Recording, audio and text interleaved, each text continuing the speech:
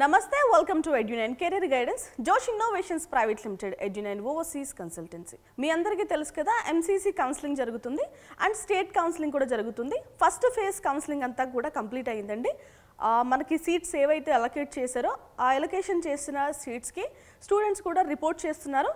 నచ్చినా నచ్చకపోయినా రిపోర్ట్ అనేది కంపల్సరీ చేయాలి. బట్ ఇప్పుడు నేను చెప్పబోతున్న అప్డేట్ ఏంటంటే దీనికంటే ముందు మీకు అందరికీ తెలుసు MCC సీట్లు పెంచుతాం సెకండ్ ఫేజ్ ఆఫ్ కౌన్సిలింగ్ అంటూ అనౌన్స్ చేయడం జరిగింది. మనం నిన్న ఆ వీడియో కూడా చేసుకున్నాం, సో మీరు అందరూ చూశారు.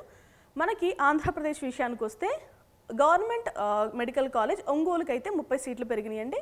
సో ఆ కాలేజ్ని మీరు సెకండ్ ఫేజ్ ఆఫ్ కౌన్సిలింగ్లో కూడా యాడ్ చేసుకోవచ్చు. ఆప్షన్స్లో పెట్టుకోవడం అంటే ఆంధ్రప్రదేశ్కి యాక్చువల్గా అయితే వన్ టైమే ఆప్షన్స్ పెట్టుకుంటాం.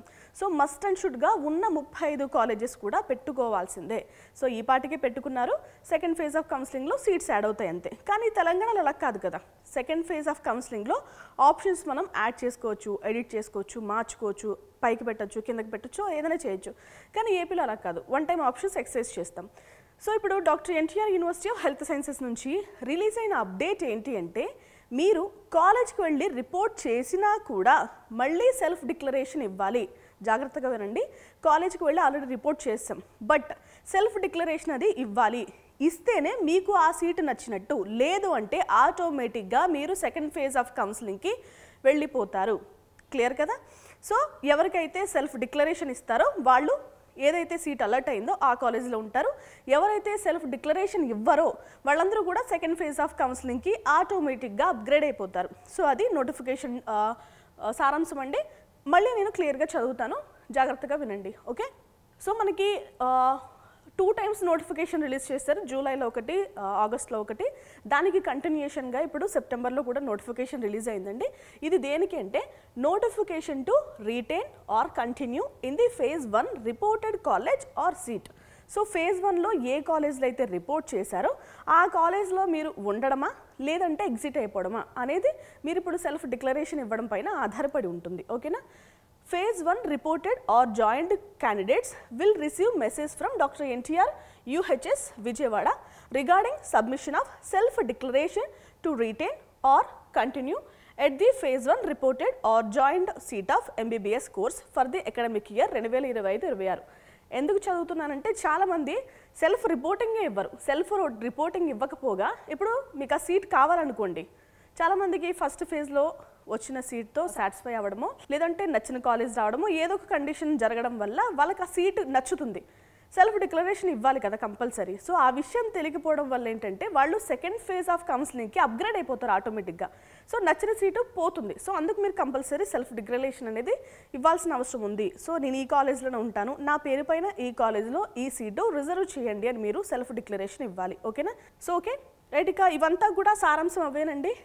ఇక సెకండ్ పాయింట్ ఏంటంటే ఎవరైతే వచ్చిన సీట్ నుంచి ఎగ్జిట్ అవుదాం అనుకుంటున్నారో వాళ్ళు ఈ నోటిఫికేషన్ అయితే పట్టించుకోవద్దు, నోటీస్ని అంటున్నారు. ఎందుకంటే మీరు సెల్ఫ్ డిక్లరేషన్ ఇవ్వకపోతే ఆటోమేటిక్గా అప్గ్రేడ్ అయిపోతారు కాబట్టి ఇది మీకు అనవసరమైన విషయం. ఓకేనా?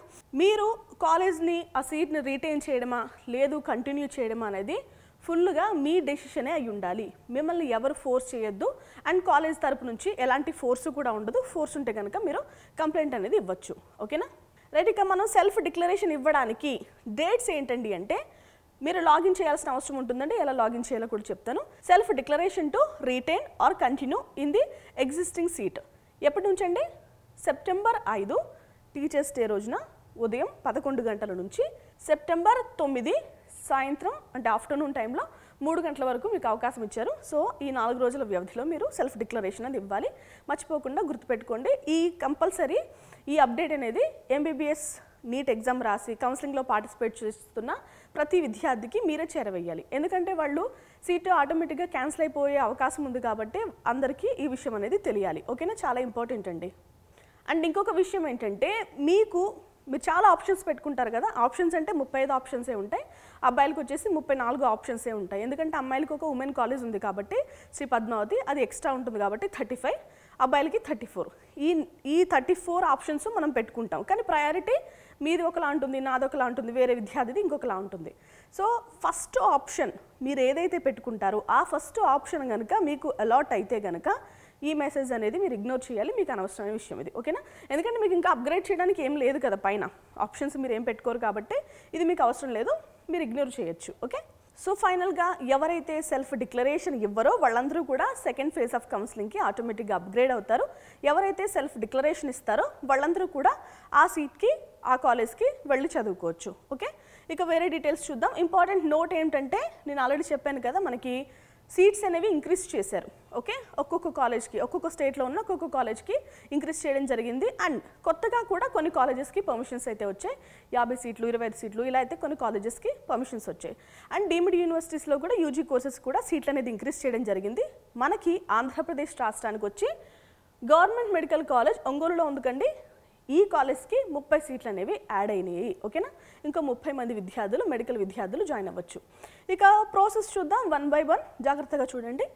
మీరు ఎవరైతే ఇంట్రెస్టెడ్ ఉన్నారో వాళ్ళందరూ కూడా మీ లాగిన్ ఐడి యూజ్ చేసి లాగిన్ అవ్వాలి. ఓకే, మీరు లాగిన్ అవుతున్నప్పుడు మీ మొబైల్ నెంబర్కి ఒక ఓటీపీ వస్తుందండి, ఓటీపీ ఎంటర్ చేయాలి. ఓటీపీ రాకపోతే రీసెంట్ అనేది క్లిక్ చేయండి. సో ఓటీపీ ఎంటర్ చేసిన తర్వాత మనకి ఏదైతే కాలేజ్లో సీట్ అలొకేట్ అయిందో ఆ కాలేజ్ డీటెయిల్స్ అనేవి కనిపిస్తాయి. ఇప్పుడు మనం రీటైన్ చేసుకోవడానికి విల్లింగ్గా ఉన్నాం అనుకోండి, అంటే కంటిన్యూ చేసుకోవడానికి విల్లింగ్గా ఉంటే కనుక మనం shall click the check box and click submit with OTP. Submit with OTP అనే బాక్స్ని మనం క్లిక్ చేయాల్సిన అవసరం ఉంటుంది. మళ్ళీ ఓటీపీ అనేది జనరేట్ అవుతుంది.